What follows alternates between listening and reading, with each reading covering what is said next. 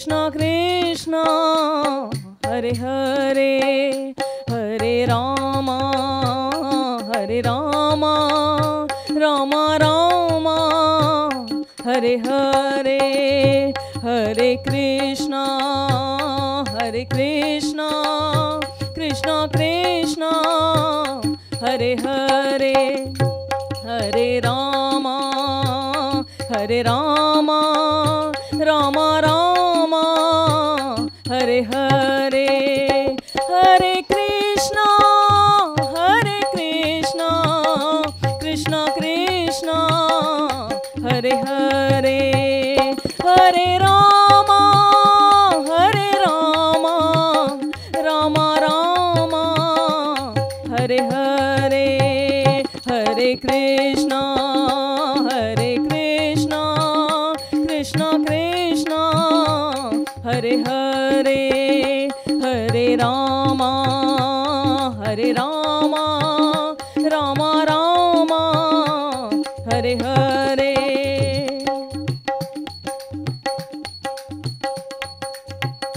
Hari Govind Gopal gaate chalo Hari Govind Gopal gaate chalo सद सद है दयाल गाते चलो सद सद है दयाल गाते चलो हरि गोविंद गोपाल गाते चलो हरि गोविंद गोपाल गाते चलो सद सद है दयाल गाते चलो सद सद है दयाल गाते चलो काम करते रहो राम जपते रहो काम करते रहो राम जपते रहो राम का है प्यारा प्रेम आंसू की धारा बहाते चलो प्याम का है प्यारा प्रेम आंसू की धारा बहाते चलो हरि गोविंद गोपाल गाते चलो हरि गोविंद गोपाल गाते चलो सद सद है दयाल गाते चलो सद सद है दयाल गाते चलो हरे Ram Ram Ram Hare Hare Hare Krishna Krishna Krishna Hare Hare Hare Ram Ram Ram Hare Hare Hare Krishna Krishna Krishna Hare Hare Hare Ram Ram Ram Hare Hare Hare Krishna Krishna Krishna Hare Hare Hare Ram Ram Ram Hare Hare Hare Krishna Krishna Krishna Hare Hare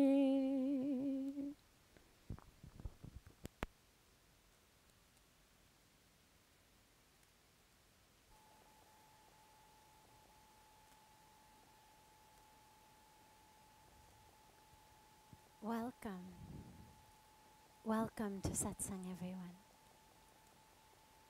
We'll start, as always, with a question that's come in advance and open it up then to any questions that anyone here may have. How do we identify what is the most righteous action, especially in moments of conflict? You know, it's so interesting because a lot of times people will say, how do I know what the right thing to do in a situation is? Part of me says this, part of me says that. And typically what that means is, when we're really honest with ourselves, we almost always know what the right thing to do is. The problem is that we don't want to do it. And so we create this whole drama in our minds in order to create a conflict as though there really might be a different possibility. But Puja Swamiji always says, he says, you know, even dogs know Here in India, very frequently, you may have noticed, they've got these sellers of food outside on just trays with wheels, and they're selling different types of food. And he gives the example frequently of a dog who will go up, steal a piece of bread, and then look around. And if no one is there, the dog will sit down and eat it. And if someone is there, the dog will run into some private corner and eat it alone somewhere. So even the dog knows what's wrong and what's right. The dog knows I've done something wrong. If no one is there, Tika, I'll eat it here. But if someone is there, I don't want to get hit, I don't want to get in trouble, I will go off and hide. So almost all of the time, that perceived conflict is almost always a conflict between what we know is right and what our desires say, or what our fear says. So we know something is right, but we're afraid. What if I fail? What if I'm humiliated? What if people laugh? What if it doesn't go well? Or we know that it's not right to do, but our desires say, oh, do it anyway. It's okay. So when you find yourself in those moments of conflict, what's most important is to really ask yourself, what part of me is it that doesn't want to do the right thing? Don't allow yourself to get caught up in this actual drama. Allow yourself to go within and say, all right, I know what's the right thing. And what the right thing is not always what's fun. It's not always what our ego wants. It's not always the thing that puts up in us in the spotlight. It's not always the thing that feels good. In a lot of cases, doing what's right is putting other people before you. In a lot of cases, the most righteous action, the most dharmic action that you can do is to serve others. Now, to our ego, that's not as much fun as getting everything for myself. But what's really interesting is they've studied people with depression. And what we find is, in treating people with depression, one of the greatest assistance to people suffering from depression is to actually get them out helping other people. And in a way, if, Pujya Swamiji was speaking in the Aarti so much about the beauty of Indian culture, the beauty of Indian sanskaras and value system that gives us so much. And this is really one really interesting area, because in the West, so much of the focus is on what you can get. Oh, I'm sad. Oh, I'm depressed. Oh, I'm anxious. Oh, I'm bored. Oh, I'm frustrated. And the answer to that is always things like shopping therapy, eating therapy, drinking therapy, do something that makes me feel good therapy. And interestingly, what we find scientifically, actually in Western academic institutions' studies of psychology, is that actually what makes us feel much better is not getting things for me, is not all the shopping I can do, or the eating I can do, or the drinking I can do, or the things that I think are going to make me feel better. But actually, one of the greatest ways of coming through depression is serving others. But it takes us going against that inner ego desire instinct that says, oh, but wait, That's not going to be fun. That's not going to feel good. What about me? And so the most righteous action in a lot of cases is to ask ourselves, in what way can I be a vehicle in this situation? In what way in this situation, instead of asking myself, what can I get? Can I ask myself, what can flow through me to treat others? They did another study actually where they took college students who were in the middle of exams and naturally very stressed, very upset. And they broke them into two groups. And one group they had go out and do all the most enjoyable things for them. Go to parties, go dancing, go hang out with their friends. In the other group, they had do things to help other people, altruistic behaviors. And what they found was that at the end of the study, the students who felt the best, the students who had found the most peace and the most joy, were not the students who had gone out hanging out with their friends, gone out to parties, but the students who had gone out and who had done things for others. And so when we're wondering in every moment, what is the dharmic thing to do? What is the most righteous thing to do? A lot of times, if we're really stuck, if we really don't know, to simply ask yourself, in this moment, how can I best be a vehicle for the divine? What is the divine? Love. Right? That's the energy of the divine. The energy of God is love. How can I be a vehicle of love? How can I be a vehicle of truth? How can I be a vehicle of consciousness? A vehicle of compassion? And if you ask yourself those questions, they will lead you into knowing what the most righteous thing to do in any situation is. You can't go wrong by asking, how can I be a vehicle for the divine?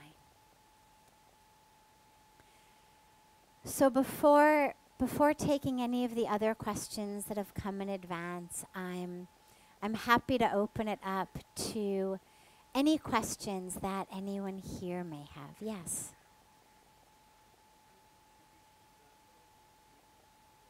Mm-hmm. Yes, yes.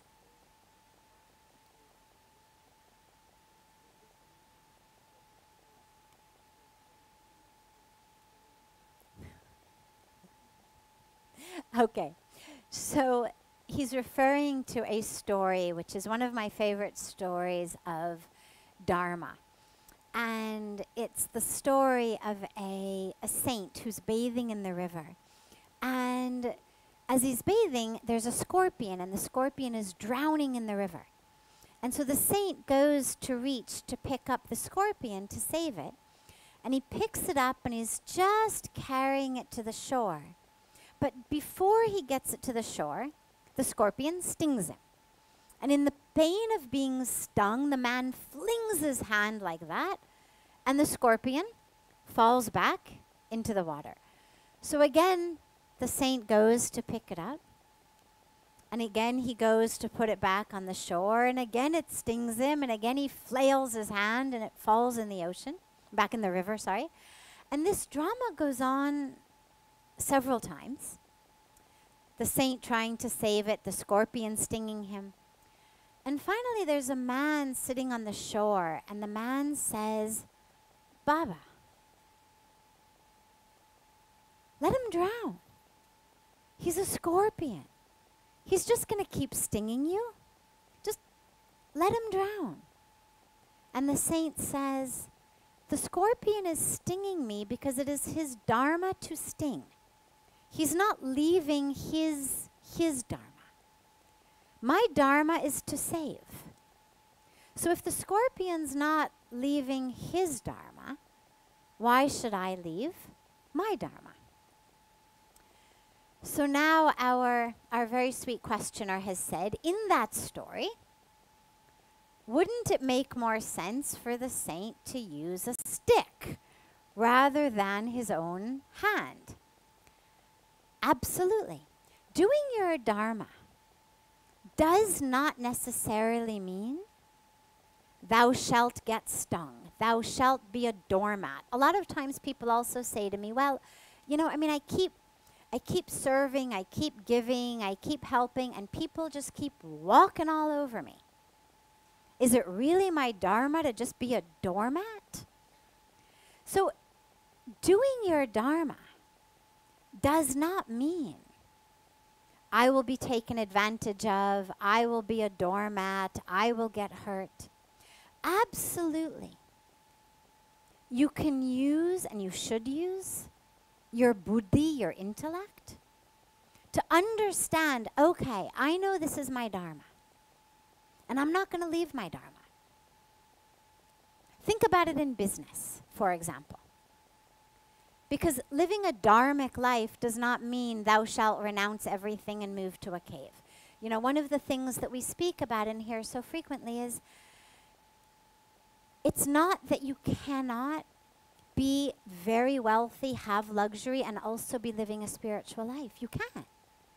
The only problem comes when your entire focus is on just accruing money. And you forsake spirituality, you forsake everything in the service of just making money. That's the problem. If through doing your duty, through using your skills, success in the form of money, because there's a lot of different types of success as we talk about in here, but if success in that form comes, wonderful. They can absolutely go together. But here's the point with your question. Let's say you go into business. Now your dharma is to be honest, to have integrity, to not cheat, to not harm, to do good for the world. Well, a lot of times that's not necessarily the business technique that necessarily makes you the most money the fastest. And a lot of people will come in and they'll say, God, you know, those guys are getting ahead so much faster. But being honest and having integrity and not cheating does not mean that you cannot also be smart. It does not mean that you have to constantly allow yourself to be a doormat or be taken advantage of or be cheated. You can have common sense and be honest at the same time. You can have common sense and integrity at the same time. You can be intelligent and compassionate at the same time. And so if, in the case of the saint and the scorpion, you know, it is my dharma to save, doesn't mean you have to keep being hurt. I mean, it's a good story with the saint getting stung, but absolutely, in a real life situation, it's a great question to ask yourself. How can I fulfill my dharma in a way that also is intelligent, in a way that also prevents me from getting hurt? It doesn't mean thou shalt be taken advantage of. Thou shalt get walked all over. No. Fulfill your dharma, but also use your intelligence to figure out, like you gave a great example, use the stick. How can I fulfill my dharma in a way that is the most effective? Because the stick, of course, not only protects the saint's hand, but it also actually is more effective in saving the scorpion. So yes, absolutely. You can fulfill your dharma with great creativity, with great intelligence, with great common sense, with thinking outside the box. Absolutely. Definitely. Yes.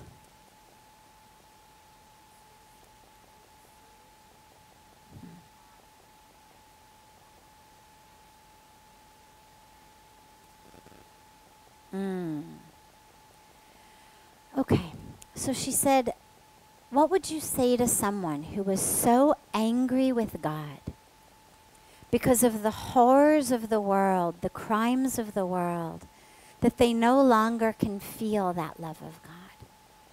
What I would say is recognize that what's going on in the world is not God's fault, but it's our fault. And allow that anger. That doesn't mean don't be angry. You know, when we work on overcoming our anger, it doesn't mean thou shalt become complacent. There are things in our world that are absolutely worth being angry over. When I see children begging on the street, it makes me angry. It makes me sad also, but it makes me angry also. Especially when you know how much there is in the world. When I hear about the Amazon being deforested at an insane rate, just so that people can graze cattle to eat hamburgers, it makes me angry. But not angry at God. Because see, here's the thing. When God created the world, He gave us something called free will. And why He gave us free will, I don't know. And I sometimes think, God, I wonder whether He's repenting. I wonder whether on any level God is thinking, yeah, everything was perfect, creation was great, but that free will thing, I really should have thought about that a little bit better because that has gone horribly awry. I don't know. If I were God, I could imagine myself repenting. I could imagine myself thinking, oh my God, what have I done? You know, it's like sticking sharp knives in children's hands, right? I mean, would you give your kids grenades? Of course not. So I don't know whether God is repenting or not, but what I can tell you is it is not God's fault. Free will was supposed to be used for us to get closer to God. Free will was supposed to be used that as we're walking our life and we come upon a fork in the road. In the Indian scriptures, we talk about two paths. A path of what's called prayas and a path of what's called shreyas. And it's basically the path of immediate pleasure, immediate enjoyment, hedonism, decadence, and a path of righteousness. And see, if we didn't have free will, we couldn't make the right choice. And so free will was given to us so that we could learn to choose righteousness, to choose love over a path of decadence, over a path of hedonism, over a path of just temporary enjoyment, over a path of greed and hatred. But us, in our ignorance, we have taken this free will and we have used it as a license to wreak havoc upon the earth we've been given. But it's not God's fault. And so what I would say is recognize your anger. Embrace your anger even, because here's the thing about anger. Anger is an incredible catalyst. It is a great energizer. The energy of anger, as anyone... All right, who here has ever had a temper tantrum? Raise your hand. All right, so most of us, at some point in our lives, nothing to be ashamed of, at some point in our lives, most of us have thrown a temper tantrum. Now, there is a lot of energy in a temper tantrum, right? You might have been really tired 5 minutes ago, but suddenly all this energy, where did it come from? My God, here I've got the energy to scream, the energy to break things, the energy to hit. And anger is an incredible energy. So embrace the anger, but here's what's crucial. Don't allow the anger to run you. That energy needs to be a tool in your hands typically what happens is our anger becomes the master, we become the slave. So we find ourselves in the middle of a temper tantrum going, oh my God, what have I done? Or we find ourselves afterwards saying, what have I done? Oh my God, that wasn't me. I can't believe I did that. I'm so sorry. We repent. So we had all of this energy, and we used it for no good. We used it rather for harm. We're hurt. We've hurt others. The question is, how can we really use that energy?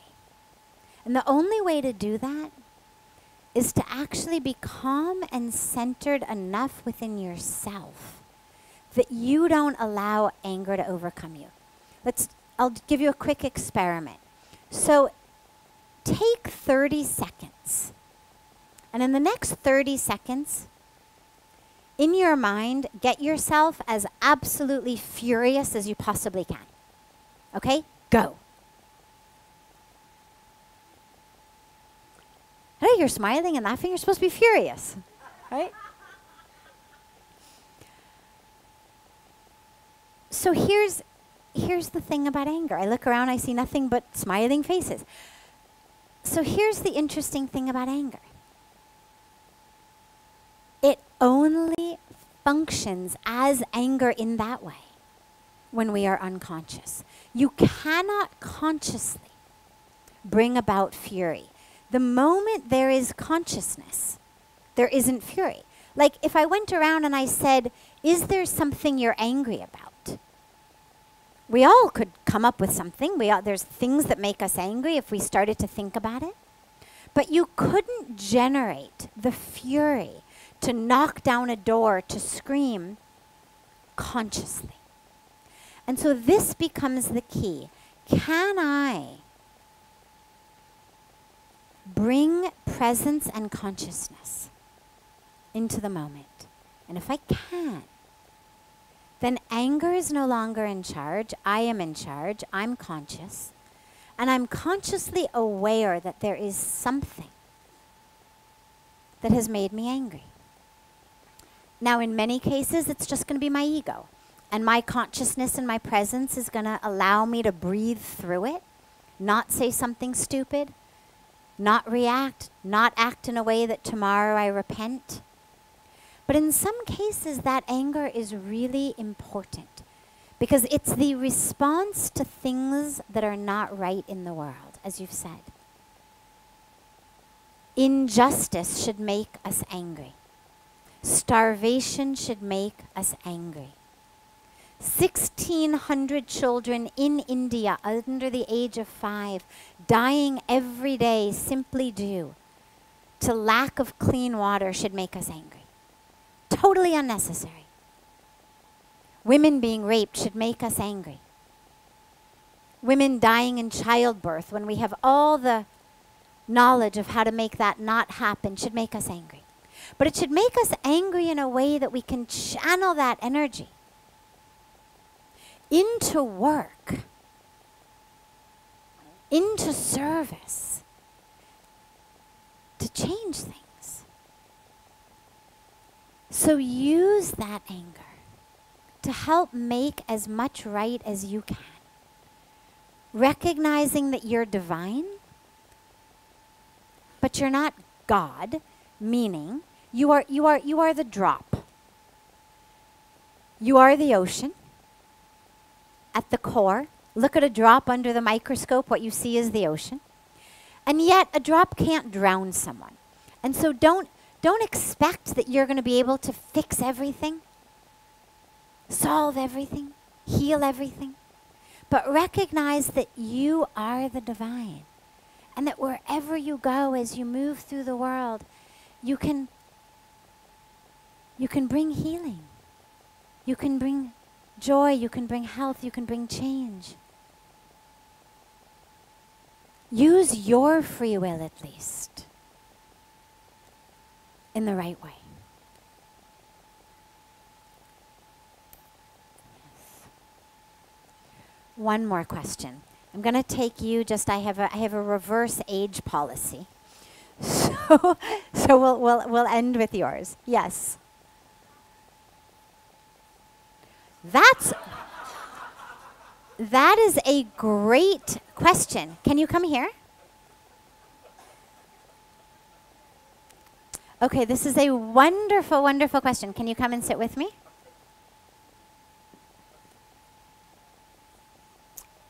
Okay, so how did dinosaurs become extinct?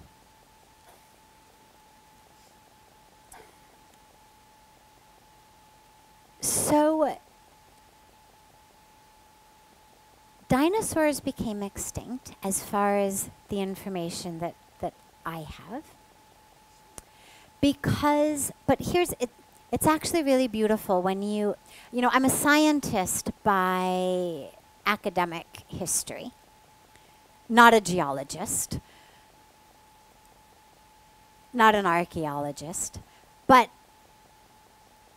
a student of neurology and psychology, but nonetheless I'm a scientist. And then I've been here for the last 22 plus years, immersed in spirituality. And a lot of times people think that those two things can't go together, you know, that it's either science or spirituality. And what I really love is actually how much they overlap. So let's start with the science, and then we'll see where it brings us spiritually, okay? So dinosaurs became extinct, as far as I know, because a very, very, very large piece of rock from outer space in the atmosphere came and landed on Earth. And the impact of that is what made the dinosaurs go extinct. But here's a very interesting aspect of that. The place on Earth where that landed, because of course Earth is very big, it could have landed anywhere. The piece of rock was flying at God knows how fast. The Earth is rotating on its own axis, rotating around the sun. But the exact place where that rock landed actually spew up into the atmosphere so much sulfur. It landed in a place where there was sulfur in the earth, and it threw so much sulfur. Sulfur is an element, a mineral, or an element, that was thrown up into the atmosphere that actually blocked the rays of the sun. And so there was no more, or not enough, warmth in sun's rays. And the way that all of the plants work is through a process called photosynthesis. That's how plants make energy, right? They take the light of the sun and they create energy. That's actually how plants get their energy. We get our energy by eating food. Plants get their energy actually by the sunlight. And so when there was no sunlight, because that huge piece of rock had thrown up so much of this sulfur into the atmosphere that it blocked the sun, the plants could no longer do their photosynthesis. The earth became very, very, very cold. And eventually the dinosaurs went extinct. It wasn't that they went extinct simply from the impact of that rock. And to me, what I love about that, and anyone who happens to be a geologist or historian, forgive me for the very superficial abbreviated version of the story, but I think I actually got the pieces correct. What I love about that is that because the rock could have hit anywhere, what we know is that in the cycle of the earth, that ice age was needed in order for the earth to evolve in such a way that the oxygen that is in the air today, the way that our atmosphere is created at exactly the right temperature, you know that exactly what you need, all of the oxygen that you need, the elements that you need, the temperature that you need, is actually kept right in what we call our atmosphere. But if you look actually at the earth, what you see is it's not the earth and then just empty space. It's the earth, and a little bit above the earth is actually where our atmosphere ends and what we think of as outer space begins. And so this incredible energy of creation, of perfection, it's not random. This very, very delicate balance of oxygen, of water, of temperatures, of light, of the different rays of the sun is actually kept in perfect, perfect balance in just this tiny little strip around us to be exactly what we need. And in order for that to all be created in that way, the earth needed to go through the ice age. And so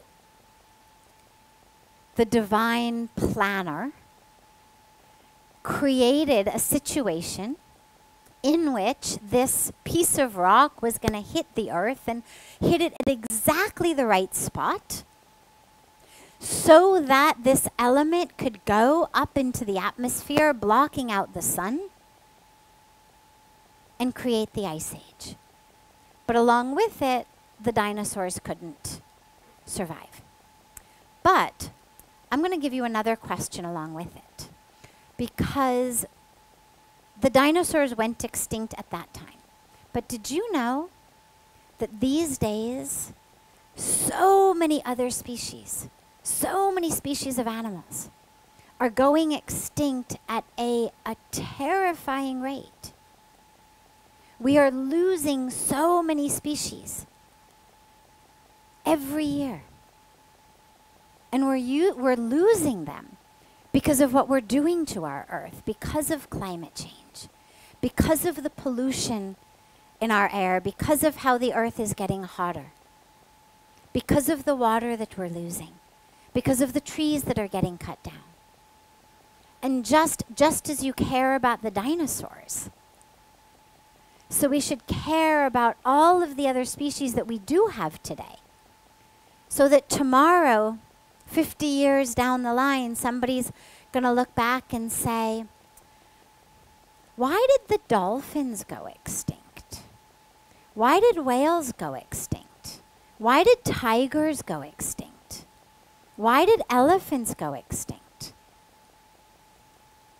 Because these are the animals we're losing constantly. Why did these beautiful birds go extinct?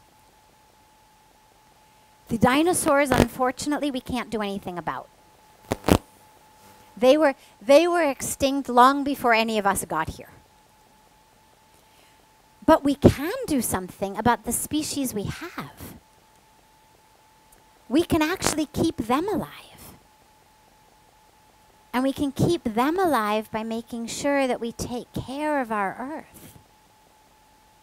By making sure that we remember that our soil, our water, our air are precious, and exactly the right amount of oxygen and sunlight and warmth and water are exactly what we need.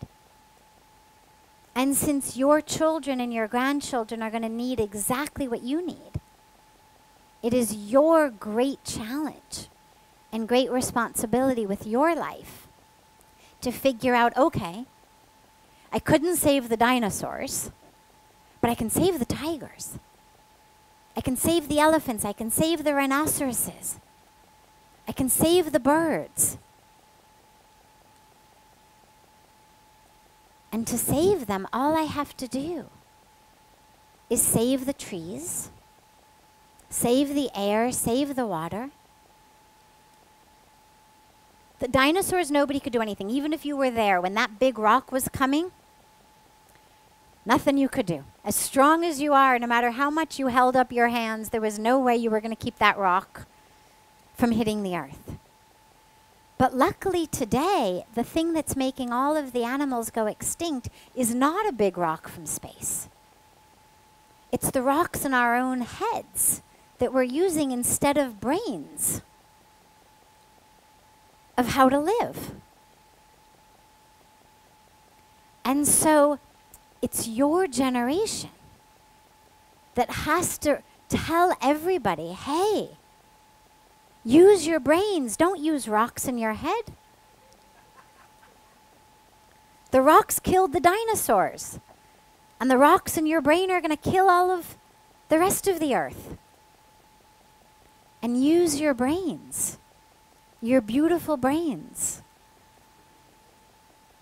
And the wonderful values and education and all of that that your family's giving you that you've been so blessed to have. Use that to figure out, okay, keeping a rock from hitting the earth is hard. But saving the trees, I can do that. That's easy. If we just stop eating beef, the trees of the Amazon will stay standing. If we, literally, that's what's cutting down the trees of the Amazon, the meat industry. Easy. Go veg. I can save the water. I can save the water again by what I eat. Go vegetarian, it saves the water. Turn off the tap when I'm brushing my teeth. Take shorter showers. Right? Eat things. I mean, there's so many ways that we can save our water. Save our soil. Eat organic. Don't dump your trash outside. Don't let other people dump their trash out. Don't buy things from factories that are polluting the earth and polluting the air. So much you can do. The whole future is in your hands. And it's really, really simple, which is what's so great. That doesn't mean it's easy. Simple doesn't always mean easy. But I have faith in you. I really do. I really do. If you care this much about the dinosaurs, it's wonderful. So together, we all have faith in him, right? Good. You and your friends and your generation. Our generation has rocks in our heads. We're making a mess of things. But your generation, you are the ones who are going to change things. Okay? Good. Wonderful. Have a beautiful, beautiful rest of your evening, everyone. And we'll see you tomorrow. The comment just quickly about the rainforest reminded me that tomorrow is actually a very special holiday in honor of a very divine saint, Sadhu Vaswaniji, and his very, very divine devotee and also incredible guru to so many, Dada Vaswaniji, who instituted in memory of his guru's birthday, Global Meatless Day. And that is tomorrow. That is the 25th of November every year. And so they always say, even if you can just go meatless for one day, because one day reminds you, if I can do it one day, I can do it every day. So we take a pledge for our planet. The meat industry is the single greatest contributor to climate change. UN statistics. Huge contributor to what's happening with our water, with our soil, with our air, with all of climate change. Not to mention the violence to the animals. It's what contributes to global hunger, the water shortages we face. So whether you knew Sadhu Vaswaniji or Dada Vaswaniji or not, take the beautiful inspiration of two incredible divine saints. Whether you're if you're a vegetarian, then obviously tomorrow will be a meatless day anyway. But if you're not a vegetarian, just make tomorrow meatless. And then see whether you can make more and more days of your life meatless. And then we can help him save the earth for the future generations.